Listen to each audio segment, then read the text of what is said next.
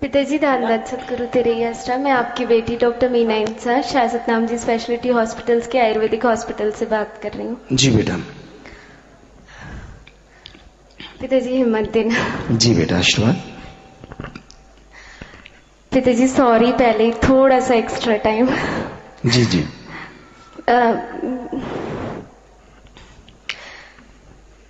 पिताजी पूरी जनवरी में ये अरदास करती रही मजलिस में आके कि जिस तरह पिछली जनवरी में आपने अचानक से आके मेरा विश्वास पक्का किया था और मेरा सिमरन चालू किया था, इस जनवरी में आके आप डॉक्टर साहब का विश्वास पक्का करोगे और उनका सिमरन चालू करा देना। तो भंडारे वाले दिन भी मैं यही मांग के गई थी पिताजी से, परम पिताजी से। मुझे पता नहीं कि वो करते हैं कि नहीं करते, ना ही कभी उन्होंने बताया, बट ऐसे ही मेरे मन में ख्याल आ गया था। 5 जनवरी को पिताजी आपसे अर्ज की थी घरों में आने के लिए। उसके बाद 19 जनवरी को आपने सपने में दर्शन दिए और मुझे दिखा कि आप घर आए हो और मुझसे बहुत सारी बातें की। सुबह उठ के मैंने सोचा, मैं कहा हाय पिताजी तो आ गए, अब पता नहीं दोबारा आएंगे नहीं आएंगे। मैं कहा चलो कोई बात नहीं, डॉक्टर साहब से और बेटे से तो बात नहीं की, उनसे करने तो आ ही जाना पिताजी। 2 दिन बाद डॉक्टर साहब उठ के कहने लगे, कहते इन 4 सालों में पहली बार मुझे पिताजी के दर्शन हुए सपने में और मैंने देखा पिताजी घर में आए हैं और मुझसे बहुत सारी बातें कर गए। मैंने कहा हाय क्यों आए आपके सपने में? गए? मैंने कहा आप दोबारा आए ना आए पता नहीं।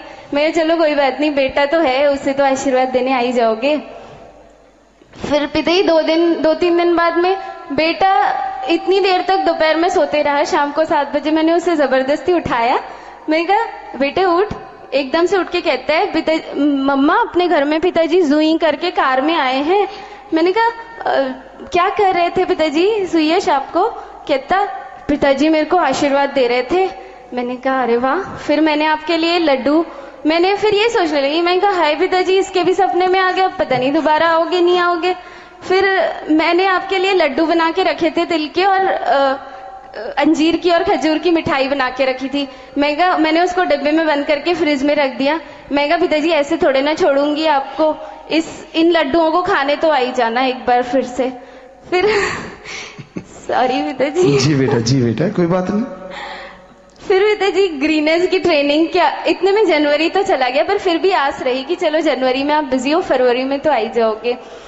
ग्रीनर्स की ट्रेनिंग मेरी हो गई, आपने वचन किए, मेरी ट्रेनिंग हो गई। मैं डॉक्टर साहब को कहने लगी, मैं कहा प्लीज रोज उठ के, पिछले थर्सडे की बात है, इसी हफ्ते पिछले हफ्ते, मैं कहा थर्सडे को डॉक्टर साहब आप रोज चले जाया करो ट्रेनिंग में, पिताजी के वचन है, नहीं तो माफी मांगनी पड़ेगी। कहते मुझसे नहीं होता इतने सुबह सुबह उठ के जाना। पिताजी फ्राइडे को आपने सपने में दिखाया हम दोनों सोए हुए हैं और आप बाहर बहुत शोर हो रहा है। मैं उठ के देखा तो सारे सिक्योरिटी फोर्स और सारे एसबीएस। मैंने दरवाजा खोला, मैं कहा भाई जी क्या हो गया? कहते पिताजी आ रहे हैं आपके घर में, जाओ जल्दी तैयारी करो। मैंने कहा हाय अभी तो हम सो के उठे हैं। मैंने डॉक्टर साहब को उठाया, मैंने कहा उठो जल्दी पिताजी आ गए। इतने में आप दरवाजे पे, हम दोनों उबासियां से लेते हुए आपके सामने, आप कह रहे हो अभी तक सोए हो, जाओ जल्दी बताओ कहाँ बैठना है, टाइम नहीं है हमारे पास इतना। आप बैठ गए बेड पे और मुझसे कहा हमें बहुत भूख लगी है, जाओ कुछ खाने को ले आओ। मैंने कहा हाँ पिताजी तिल के लड्डू रखे हैं आपके लिए, मैं अभी लाके देती हूँ आपको। इतने में पिताजी मैं जैसे लड्डू लेने गई, मैंने नींद में ही देखा कि मेरा बेटा भी उठ गया। मैं उसको लेके गोद में आपके पास आ गई और आप कान में मैंने देखा डॉक्टर साहब को आप अपने पास बिठा के कुछ उनके कान में कह रहे थे। तो मैंने कहा पिताजी बस 2 मिनट रुक जाओ, मैं अभी लेके आती हूँ। आपने कहा बस अब मेरा पेट भर गया, पहले जल्दी उठना सीखो फिर आएंगे लड्डू खाने। मैंने कहा पिताजी बस थोड़ा सा टाइम और जी। मैंने कहा मैं एकदम से रोते रोते उठी। मैंने कहा पिताजी रुक जाओ प्लीज, लड्डू खा के जाओ। आपने कहा जल्दी उठना फिर आएंगे जरूर। मैंने उठ के डॉक्टर साहब से कहा, मैंने कहा देखो पता नहीं पिताजी का क्या राज था इसमें, आप कल से ट्रेनिंग पे तो चले ही जाना प्लीज। मैंने कहा वैसे आपके कान में क्या कह रहे थे पिताजी? कहते कैसी पगली हो तुम, सपने में तुम्हारे बता गए मेरे कान में, मुझे कैसे पता चलेगा मेरे कान में क्या कह गए थे पिताजी? मैंने कहा यही कहा होगा कि कल से बेटा सुबह उठ के ट्रेनिंग पे चले जाना। कहते ठीक है कल से चला जाऊंगा। अगले दिन सुबह तो बिना अलार्म और बिना किसी बात के उठ के चले गए ट्रेनिंग में।